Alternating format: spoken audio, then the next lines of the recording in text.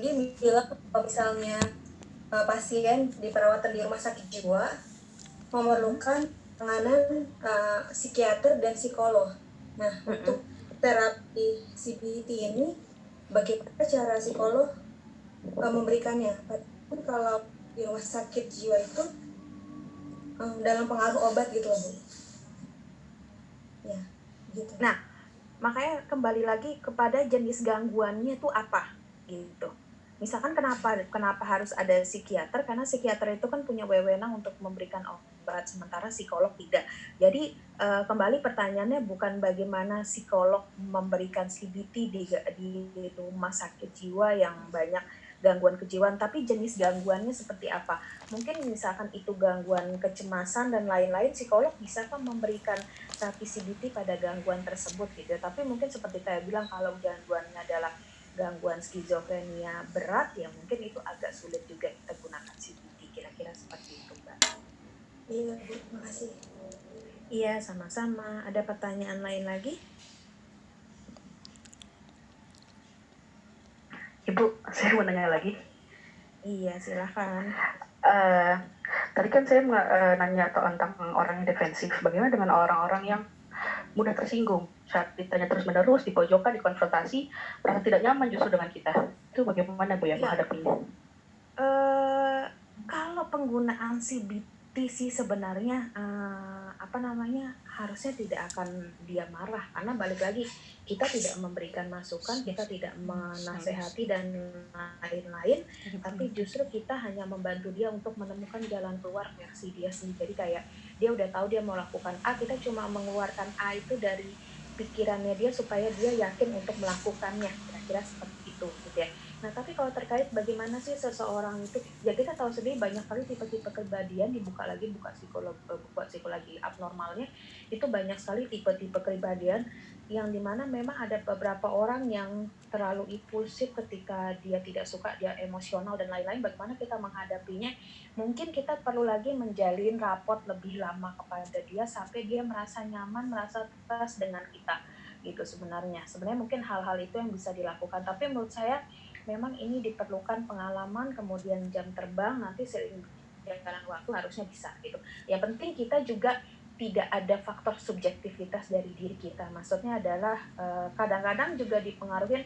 Kenapa kita kalau pernah dengar istilah proyeksi gitu ya, mungkin ada istilah dari diri kitanya juga dulu, bagaimana kita mengontrol emosi kita. Misal gini, kita sedang ada masalah kita A gitu ya, kita ketemu orang yang punya masalah A. Nah, itu biasanya tanpa disadarin yang terjadi namanya counter transference ya gitu ya. Jadi kita yang ikut ke bawah. Mungkin itu sebagai bahan masukan aja dari saya. Mungkin kita juga harus sedikit mengontrol. Kalau memang kita merasa kita tidak mampu untuk menangani ini, ya sudah, mungkin kita perlu cooling down atau merefer dia kepada orang lain. Tapi terkait dengan orang yang emosional dan apa, kita perlu lebih waktu lagi untuk membangun raport kepada dia, pendekatan dengan dia. Dan kita juga harus memberikan waktu mungkin kepada dia menceritakan hal-hal yang dia rasakan. Mungkin dibutuhkan empati lagi untuk bagaimana dia mengeluarkan emosinya dan lain-lain. Kira seperti itu. Oke, Bu. Kemudian kalau perilaku irasionalnya ini terulang lagi gitu, khususnya kalau saya behavior yang lain kan yang saya tahu misalnya klasikal atau apa ya, yang menjadi rapat gitu, Bu. Misalnya ada PR-nya minggu ini, PR minggu depannya. Bagaimana dengan seperti ini, bagaimana, Bu, agar tidak terulang lagi perilaku irasionalnya tersebut?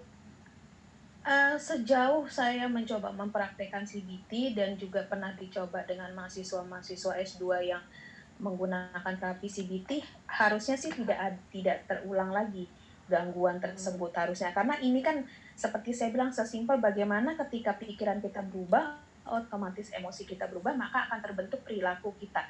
Gitu. Jadi harusnya kalau pikiran kayak kita kalau udah senang sama orang, kita positif terhadap orang itu, otomatis hati kita senang ketemu dia, perilaku kita apa ke dia, pasti kita akan ketemu dia ya akan lebih dekat lagi gitu. Kita mau makan sama dia, mau nonton sama dia, mau jalan sama dia, itu kan sesimpel itu.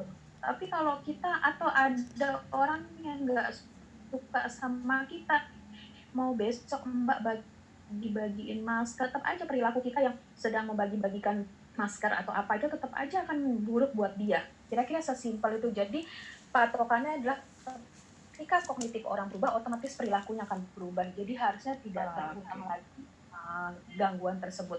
Tapi memang ini agak sulit karena pertama adalah kita belum masuk ke fase selanjutnya atau kita belum masuk ke PowerPoint kedua.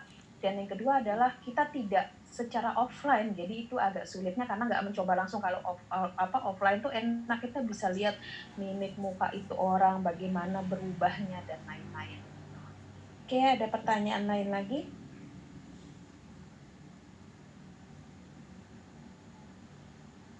Saya mau nanya, tadi kan kata Ibu CBT ini kan butuh waktunya singkat dan bisa juga dilakukan melalui kayak online, kayak pakai WhatsApp gitu ya Bu. Nah itu mekanismenya seperti apa dan apakah efektivitasnya sama seperti ketika melakukan secara offline? Ya mungkin kalau menurut saya, mungkin ini yang pertama adalah CBT ini ada PR, jadi ada evaluasi ya. Kita akan lihat evaluasinya minggu depannya gitu ya.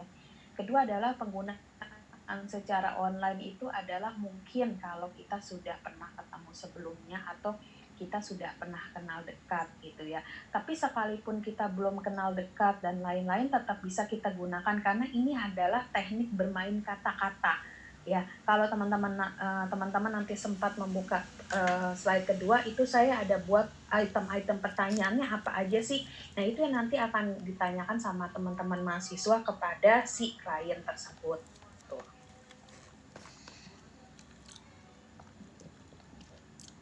Oke, bagaimana menjawab? Iya Bu. Ya, ada pertanyaan lagi?